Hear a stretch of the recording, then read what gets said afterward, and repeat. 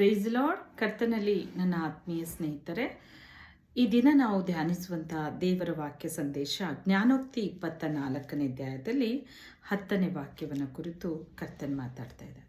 ನನ್ನ ಸ್ನೇಹಿತರೆ, ಈ ದಿನ ನೀವೆಲ್ಲರೂ ಬಳಲಿ ಹೋಗಿರ್ಬೋದು, ಪ್ರಾರ್ಥನೆ ಜೀವಿತದಲ್ಲೂ ಕುಂದಿ ಹೋಗಿದ್ದೀರೋ. ಕರ್ತನ ಆತ್ಮನು ಅದನ್ನೇ ಕುರಿತು ಮಾತಾಡ್ತಾ ಇದ್ದಾರೆ.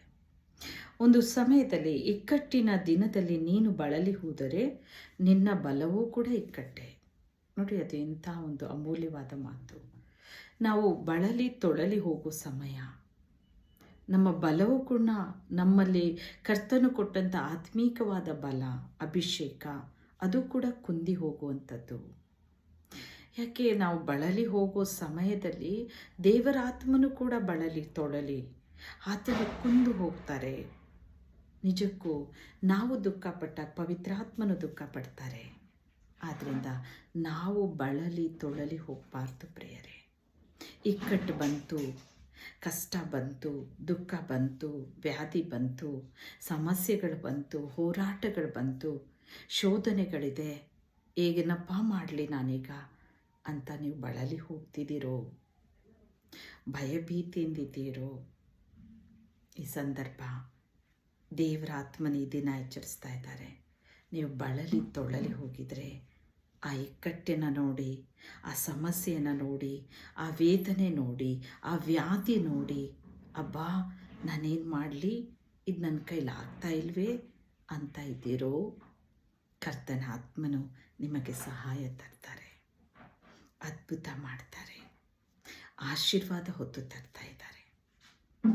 ನಾವು ಆ ಇಕ್ಕಟ್ಟನ್ನು ನೋಡಬಾರ್ದು ಪ್ರಿಯರೇ, ಆ ಸಮಸ್ಯೆಗಳನ್ನು ನೋಡಬಾರ್ದು ಪ್ರಿಯರೇ, ಆ ಶೋಧನೆಗಳನ್ನು ನಾವು ನೋಡಬಾರ್ದು ಪ್ರಿಯರೇ. ನಾವು ಕ್ರಿಸ್ತನನ್ನು ನೋಡೋರಾಗಿರ್ಬೋದು, ದೇವರನ್ನು ನೋಡೋರಾಗಿರಬೇಕು.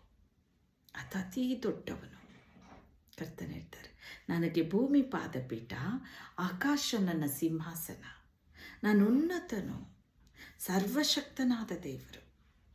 ನನಗೆ ಸಾಧ್ಯವಾದುದುಂಟೋ? ಕರ್ತನಿಗೆ ಅಸಾಧ್ಯ ಒಂದೂ ಇಲ್ಲ ನನ್ನ ಸ್ನೇಹಿತರೆ. ದೇವರಿಗೆ ಅಸಾಧ್ಯ ಇಲ್ಲ. ನಿನ್ನ ಸಮಸ್ಯೆಗಳ ಆತನ ಕೈಯಲ್ಲಿ ಒಪ್ಪಿಸ್ರಿ. ನಿಮ್ಮ ವೇದನೆಗಳು, ವ್ಯಾಧಿಗಳು ಕರ್ತನಿಗೆ ಸಮರ್ಪಿಸ್ರಿ. ಯಾಕೆಂದರೆ ಶಿಲುಬೆ ಮೇಲೆ ಯೇಸು ಸ್ವಾಮಿ ನಮ್ಮ ಎಲ್ಲ ಹೋರಾಟ, ನಮ್ಮ ಎಲ್ಲ ಸಮಸ್ಯೆಗಳನ್ನು, ನಮ್ಮ ಎಲ್ಲ ನೋವನ್ನು, ಬಾಧೆಯನ್ನು, ವ್ಯಾಧಿಯನ್ನು ಆತನೇ ಹೊತ್ತು ತೀರಿಸಿದ್ದಾರೆ 2000 ವರ್ಷಗಳ ಹಿಂದೆ.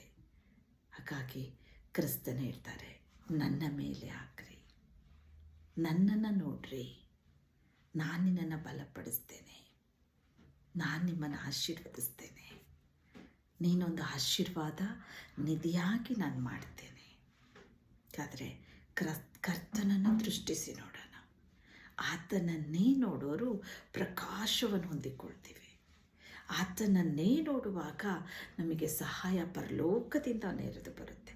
121ನೇ ಕೀರ್ತನೆದೆ. ದಾವೀದನು ಆತನಿಗೆ ಕಷ್ಟ ಬಂದಾಗ, ದುಃಖ ಬಂದಾಗ, ವೇದನೆ ಬಂದಾಗ, ಯಾವ ಸಮಸ್ಯೆಗಳು ಬಂದರೂ, ತಂದೆಯೇ ನಾನು ಕಣ್ಣೆತ್ತಿ ಪರ್ವತಗಳ ಕಡೆ ನೋಡ್ತೇನೆ, ನನ್ನ ಸಹಾಯ ಎಲ್ಲಿಂದ ಬರುವುದು? ಭೂಮಿ ಆಕಾಶ ನಿರ್ಮಿಸಿದ ಯೆಹೋವನಿಂದ, ದೇವರೇ ನಿನ್ನಿಂದ ಸ್ವಾಮಿ. ಅದೆಷ್ಟು ಸಂತೋಷವಾಗಿದ್ದ ದಾವೀದ. ಎಲ್ಲ ಸಹಾಯ ದೇವರಿಂದಲೇ ಆತನಿಗೆ ಬರ್ತಾಯಿತ್ತು.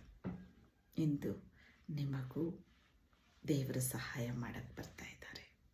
ಪವಿತ್ರ ಆತ್ಮನು ನಮ್ಮ ಮಧ್ಯದಲ್ಲಿ, ಕರ್ತನು ಪವಿತ್ರಾತ್ಮನನ್ನು ಕಳಿಸಿದ್ದಾರೆ. ಆತ್ಮ ಸ್ವರೂಪಿಯಾಗಿ ಯೇಸು ಸ್ವಾಮಿ ಚಲಿಸ್ತಾ ಇದ್ದಾರೆ.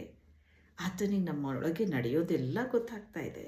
ನಿಮ್ಮ ಮನೆಯಲ್ಲಿ ಏನು ಸಮಸ್ಯೆ, ನಿಮ್ಮ ಜೀವಿತದಲ್ಲಿ ಏನು ಹೋರಾಟ ಬರ್ತಾ ಇದೆ, ನಿಮಗೆ ಏನೆಲ್ಲ ಕಷ್ಟ ಇದೆ, ವ್ಯಾಧಿ ಇದೆಯೋ, ಎಲ್ಲ ಏಸಪ್ಪಂಗೆ ಗೊತ್ತು. ಆತನೇ ನೋಡ್ತಾ ಇದ್ದಾರೆ. ಆತನೇ ಇಡ್ತಾ ಇದ್ದಾರೆ, ಇದು ನನ್ನ ಮೇಲೆ ವಹಿಸ್ರಿ.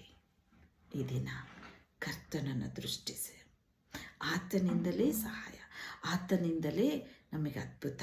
ಆತನ ಕರಗಳನ್ನು ಚಾಚಿ ನಮ್ಮನ್ನು ಮುಟ್ಟಿ ಆರೋಗ್ಯದಿಂದ ತುಂಬ್ತಾ ಇದ್ದಾರೆ, ನಮ್ಮನ್ನು ಮೇಲಕ್ಕೆತ್ತಾರೆ.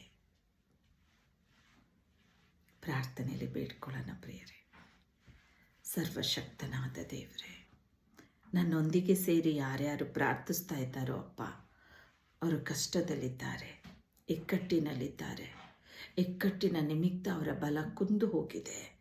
ಪ್ರಾರ್ಥನೆ ಜೀವಿತ ಕಳೆದುಕೊಂಡಿದ್ದಾರೆ. ನಿರ್ಬಲರಾಗಿ ಬಿದ್ದಿದ್ದಾರಪ್ಪ. ತಂದೆ, ನಿನ್ನ ಹಸ್ತ ಚಾಚಿ ಅವರನ್ನು ಮೇಲಕ್ಕೆತ್ತು.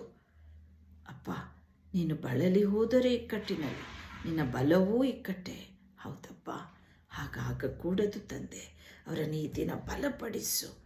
ಹದ್ದಿಗೆ ಬರುವಂತೆ ಯೌವನ ತಿರುಗಿ ಬರಲಿ.